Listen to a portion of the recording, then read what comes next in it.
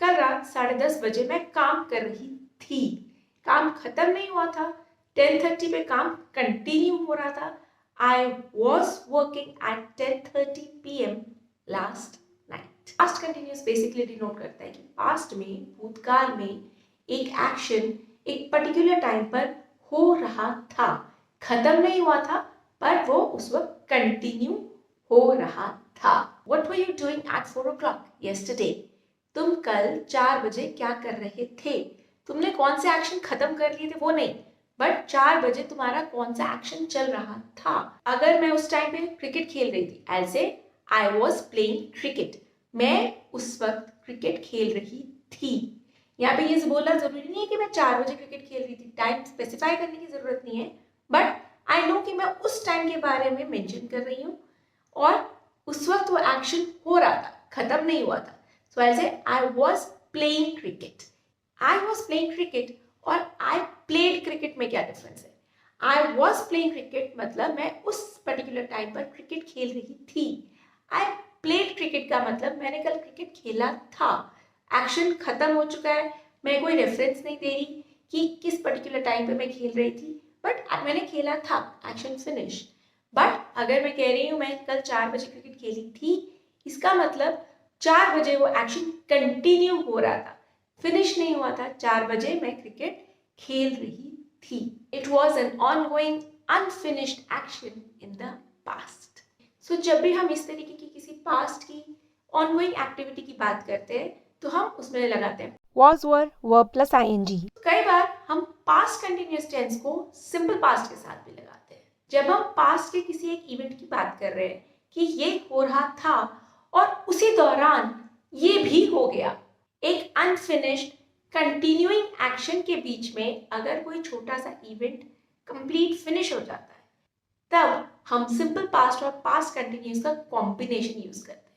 जो इवेंट तो कंटिन्यू हो रहा था, जो बड़ा इवेंट था, उसके लिए हम यूज करेंगे पास्ट कंटिन्यूअस, और जो छोटा इवेंट उस दौरान बीच में शुरू हुआ और खत्म भी हो गया, यानी फिनिश भी हो गया पास्ट में, वहां पे हम यूज करते हैं simple past tense. Example, we were having lunch when the phone rang. ये पास्ट की बात है, हो सकता है थोड़ी देर पहले की बात हो, कल की बात हो, इसीलिए हमने यूज किया वी वर हैविंग लंच। भले ये इवेंट आज की डेट में खत्म हो चुका है, पास्ट की बात है, बट जिस मोमेंट की हम बात कर रहे हैं, जब फोन बजा, उस वक्त हम खाना खा रहे थे ना, तो हमने लिखा वी वर हैविंग लंच, क्योंकि उस पर्टिकुलर पॉइंट पे ये एक्शन कंटिन्यू हो रहा था। When the phone rang, और उसी दौरान फोन बज गया। अब ये नोट करिए कि फोन बीच में बजना शुरू हुआ और बज के बंद भी हो गया। वो वाली जो एक्टिविटी थी वो शुरू हुई और खत्म भी हो गई। किस टाइम पीरियड में? एक बड़े टाइम पीरियड में, जो उस पर्टिकुलर टाइम पे कंटिन्यू ही होता रहा। जब हम खाना खा रहे थे, खाना खत्म नहीं हुआ, खाना खाने का प्रोसेस चल ही रहा था, कंटिन्यू हो रहा था। उसी बीच में थोड़े टाइम के लिए हमारा फोन बजा और बंद भी हो गया। वो फोन वाला इवेंट बीच में खत्म हो गया उस बड़े खाना खाने के इवेंट के बीच में, दौरान में। सो जो हमारा फोन बजने का इवेंट है जो खत्म हो गया, उसके लिए हम यूज करते हैं सिंपल पास्ट टेंस। पर जो इवेंट उस पर्टिकुलर टाइम पे कंटिन्यू हो ही रहा था, उसके लिए हम यूज करेंगे past continuous tense. The girl fell down while she was running. एक लड़की भाग रही थी, भागते भागते बीच में गिर गई। तो भागने का इवेंट तो कंटिन्यू हो रहा है, बट वो गिरने का इवेंट बीच में शुरू हुआ और खत्म भी हो गया। उस गिरने वाले इवेंट के लिए हमने यूज किया simple past tense, the girl fell down. और जो बड़ा इवेंट है, जो करते करते बीच में वो गिर गई, वो कंटिन्यूएशन में था, उसके लिए हमने यूज किया past continuous tense. So past continuous tense use हुआ है बेसिकली बड़े बैकग्राउंड एक्शन के लिए, जबकि जो मिडिल में न्यू एक्शन हुआ, उसके लिए हमने यूज किया सिंपल पास्ट टेंस। जब हम पास्ट में कोई ऐसे इवेंट्स की बात करते हैं जो रेगुलरली होते थे, तब भी हम पास्ट कंटिन्यूअस टेंस यूज करते हैं।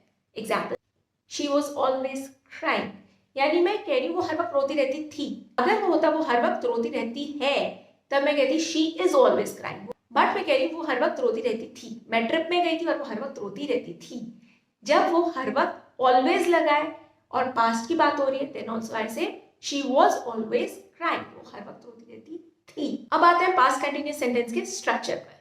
एक्टिव वॉइस में एफर्मेटिव पॉजिटिव सेंटेंस के वक्त स्ट्रक्चर होता है सब्जेक्ट प्लस वॉज या वर्ब, ing ऑब्जेक्ट.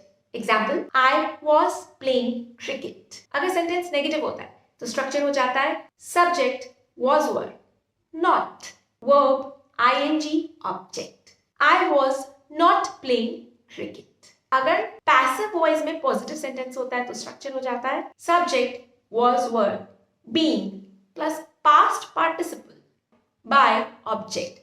यहाँ पे नोट करिएगा, जब हम पैसिव वॉइस में बात करें तो हम ing नहीं लगा के being plus past participle use कर रहे हैं. Cricket was being played by me.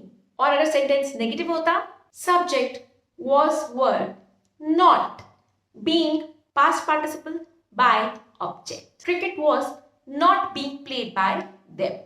Interrogative positive sentences का स्ट्रक्चर होता है was a verb, subject, verb, ing, object. Were you going to school? और interrogative negative sentences का structure हो जाता है was or were, subject, not, verb, ing, object. अगर WH type interrogative question हो यानी where, what, इस तरीके के positive sentences में structure होता है WH word, was a verb, subject, verb, ing. What were you writing? और WH टाइप के नेगेटिव सेंटेंसेस का स्ट्रक्चर हो जाता है WH word, was a verb, subject, not, verb, ing. Example, why were you not reading? I hope आपको video useful लगा होगा. हमारा simple present, present continuous, past tense के वीडियोस ऑलरेडी यूट्यूब चैनल पर हैं. इनके लिंक्स नीचे डिस्क्रिप्शन बॉक्स में है. For more such videos do remember to like, share and subscribe.